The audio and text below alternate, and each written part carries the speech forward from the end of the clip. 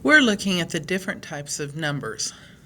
Numbers are grouped into different sets according to their characteristics. What are the different sets of numbers is our essential question. Our learning intention: I'm learning to identify the different types of numbers. So for the warm-up, solve the equation using order of operations. Pause the video and see if you can do it on your own.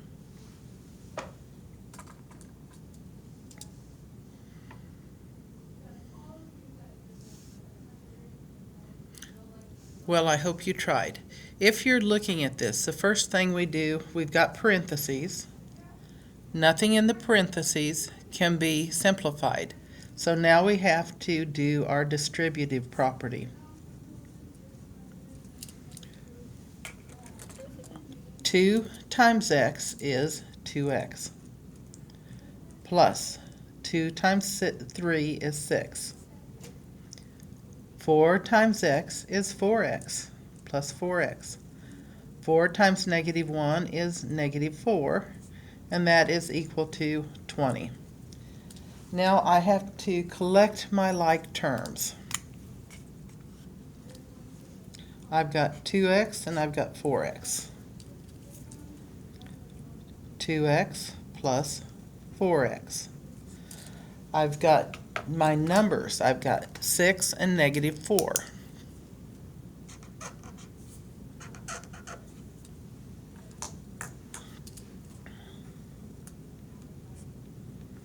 And that's all equal to 20. 2x plus 4x plus 6 minus 4 is equal to 20. Time to combine our like terms on the left. 2x plus 4x is 6x.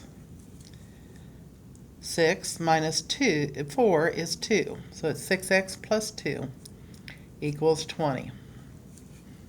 Now how do we solve?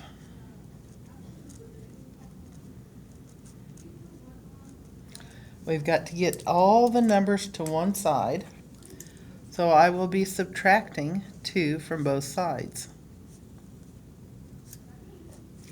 And 6x is equal to 20 minus 2 is 18. 6x means I've multiplied. The opposite of multiplication is division. So we'll divide both sides by the coefficient of x. 6 divided by 6, 18 divided by 6, and x is equal to 3. Hopefully you were able to do this without any trouble. Now let's get busy and let's take a look at all those different types of numbers. The first type of numbers are what we call the natural numbers. Now I want you to think back when you were really little. What did your parents first teach you to do with numbers? Well, you learned how to count them. 1, 2, 3, 4, 5. So natural numbers are sometimes called the counting numbers.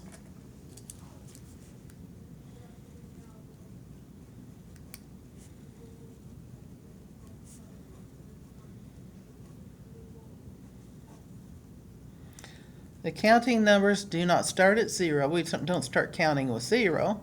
We start with 1. Now the symbol for counting numbers or natural numbers is an N. And what are the examples? We don't use 0. We start with 1, 2, 3, 4, 5 and go on.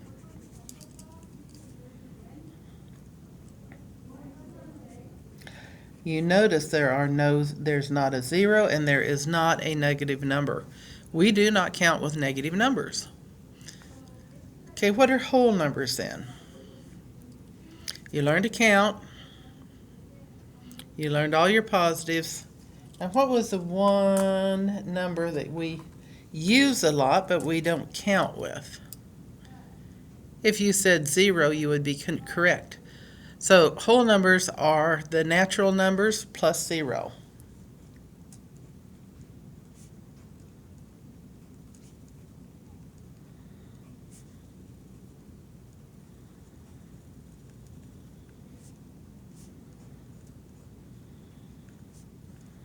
So Instead of starting at 1, we'll start at 0, 0, 1, 2, 3, 4, and go on.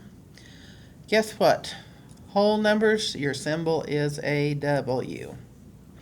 0, 1, 2, 3, and you keep going on.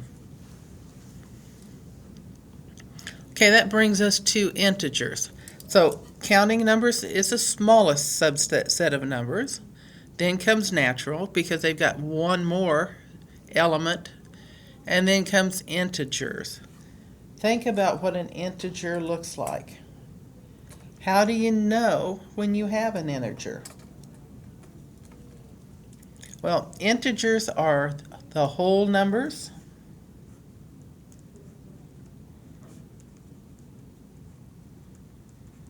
and their opposites.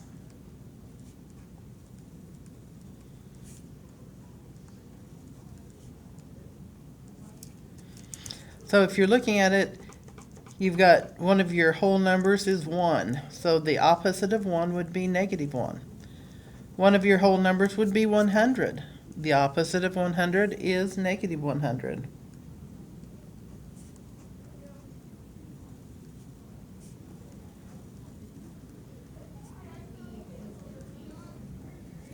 The symbol for integers is different. It's not an I, it's a Z, but it's got this funny little line in the middle. So I'd have coming in from infinity, and then I'd have -1, 0, 1, 2, and then it goes to positive infinity. All your negative numbers, 0, and all the positive numbers that are whole numbers. Okay, next come what we call rational numbers. Rational numbers are numbers that can be written as a ratio.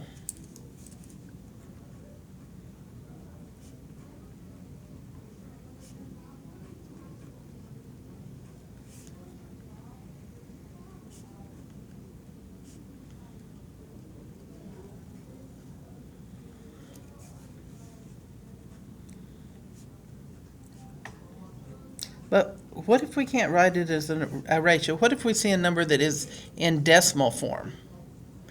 How do we know if it is a integer, if it's a rational number? Well, if it's a decimal that will repeat or terminate, it will be rational.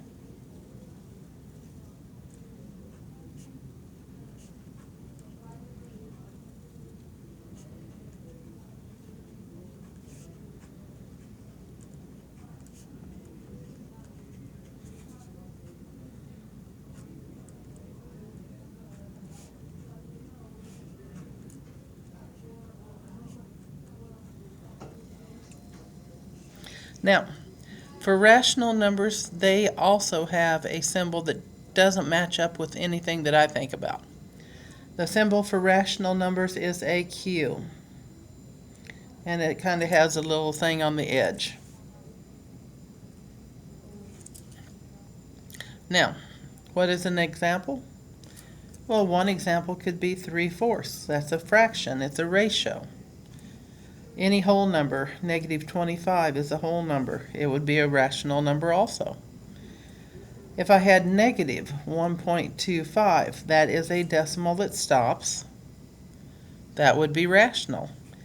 If I had 0.3 with a repeating 3, that would be rational.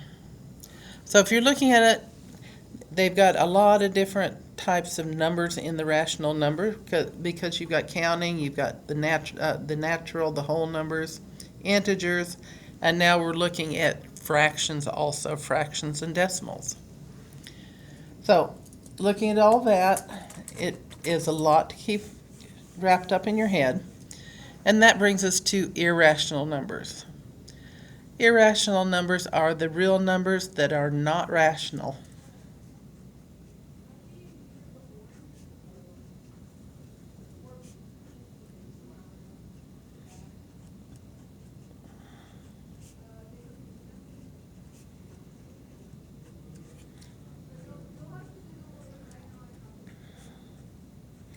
Real numbers that are not rational. They cannot be represented as a ratio.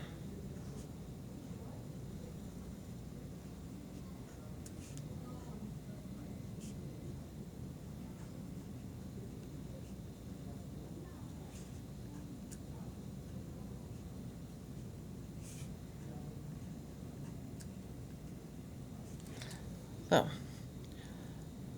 irrational numbers are numbers that are not rational and they cannot be represented as a ratio. What's the symbol?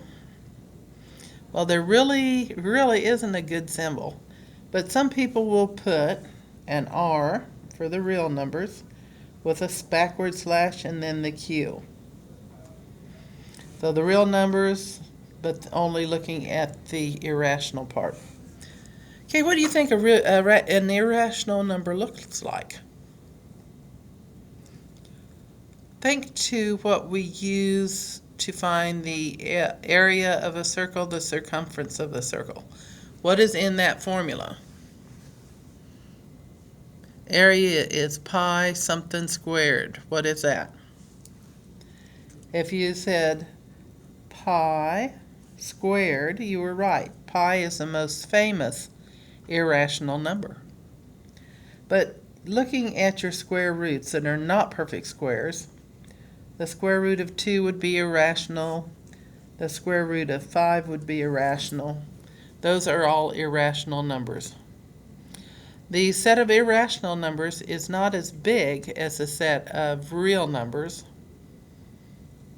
without having the rationals in them. The rational numbers is a much bigger set.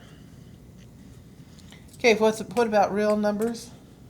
What are real numbers? Well, real numbers are all numbers except your complex numbers.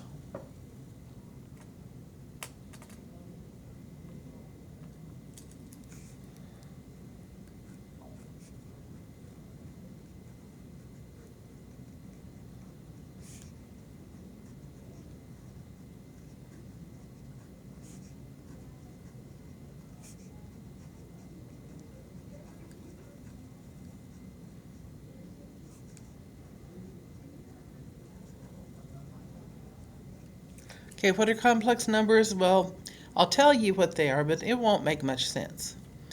We can't take the square root of a negative number, so they developed the imaginary numbers, which are based off of the square root of -1. So with that idea, they're imaginary. You will not get into them until Algebra 2, if you take Algebra 2. And we will let it go at that. So your symbol for the real numbers is one that I really like. It is an R with a line down it. And some examples, well, 3/4 would be an example because it is rational. Pi would be another example because it is irrational. And then you could have 0, you could have the square root of 5. Those are all rational and irrational numbers, which is what makes up our set of real numbers.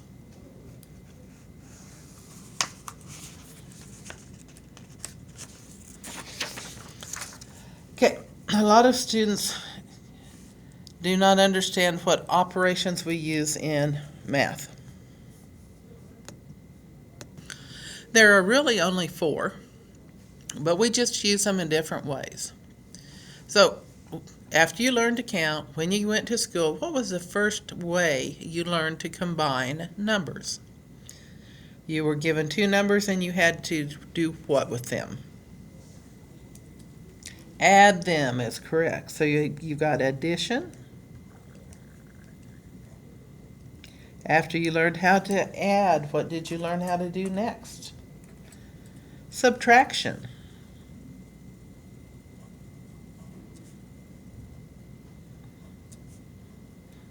Okay, I've added, I've subtracted.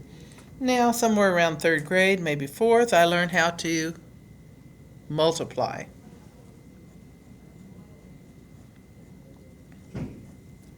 And finally, I learned division.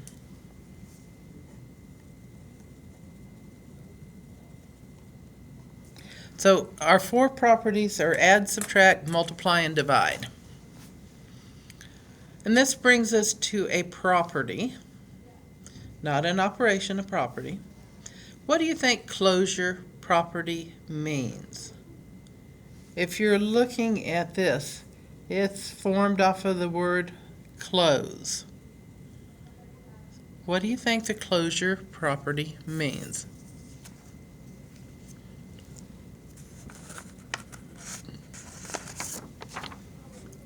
Well, it means that whenever you do one of the four operations on two of the elements of your set, the result, the answer, will be back in that same set.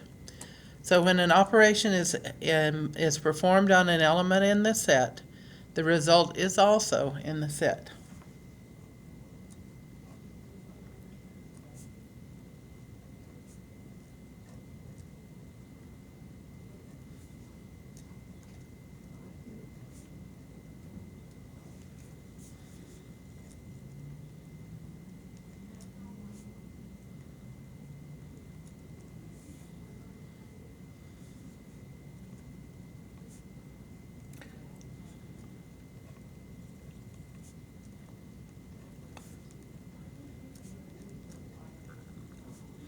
When an operation is performed on an element in your set,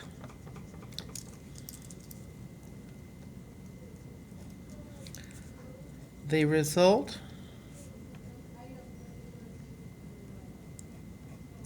is in the set, is also in the set.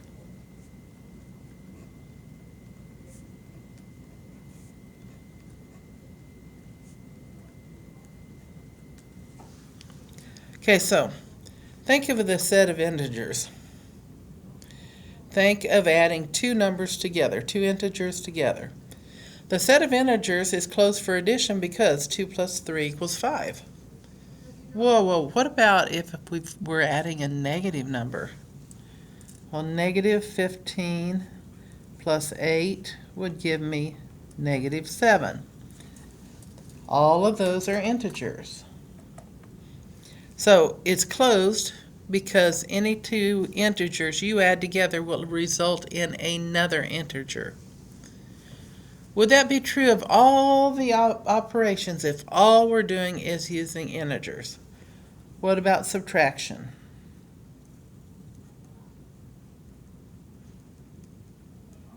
Think of it, if I had 1 minus 8, I'd get negative 7. 1, 8, negative 8, and 7 are all in the integer set. If I had 20 minus 5, I'd get 15. They're all in that set of integers, so it is closed under subtraction. Okay, let's look at multiplication.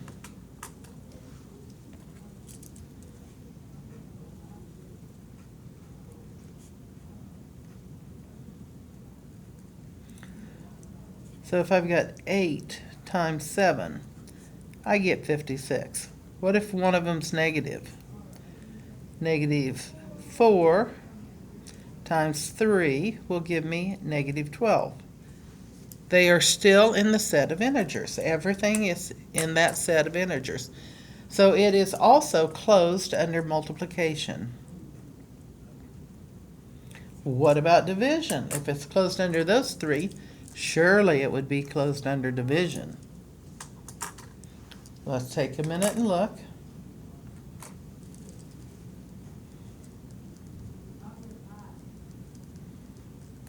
So I've got 6, I'm going to divide by 3, I end up with 2. Well, that sure works nice. But what if I change the 3 and 6 around? 3 divided by 6 is equal to 3 over 6, which is equal to 1 over 2. Is 1/2 an integer? No. So it is not closed for division. So let's create a Venn diagram that shows how the sets of numbers are fit inside each other. So we've got all the numbers, and we've got these down here. At the very, very middle is the smallest set. What was the first set we talked about? The natural or counting numbers.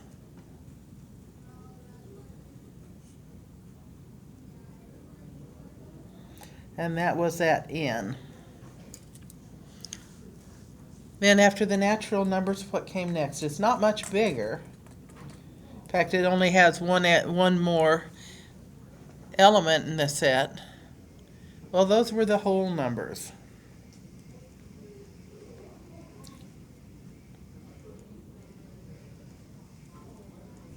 And that was at W. Okay, natural whole. What comes next? Your integers.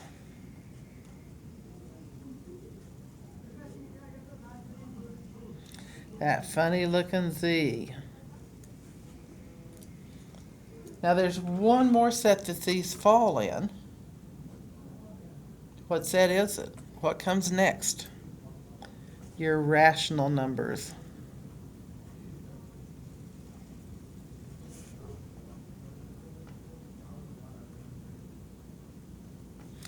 And that would be a Q.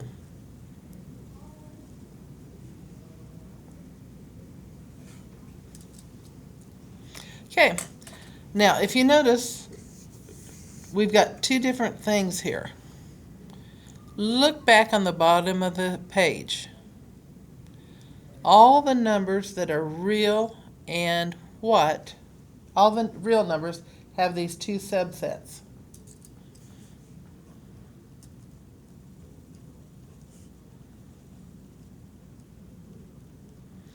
One is rational, and the other is irrational.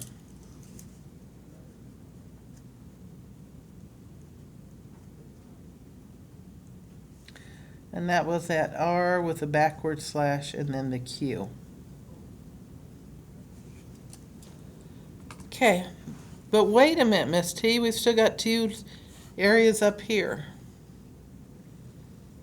Okay, so if I'm looking at the definition of real numbers, it's all numbers except what kind of numbers? The complex numbers.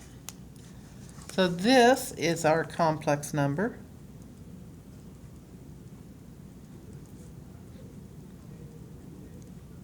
And we're not going to even try to give it a symbol. And within those complex numbers are the imaginary numbers.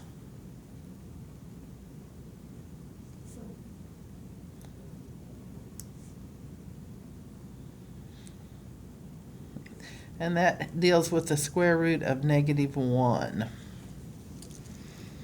So, if you're looking at the whole picture, all numbers are in these groups. These are all the subgroups. These up here you will not use until you get into higher math, the complex numbers and their imaginary friends. But these down here we will use for the rest of our algebra experience, pre-algebra, or wherever we're at. So, what are we looking at? We're looking at the different types of numbers. How do you know you're successful? You know you're successful when you can identify the different types of numbers. So these are the sets of numbers, and this is according to their characteristics.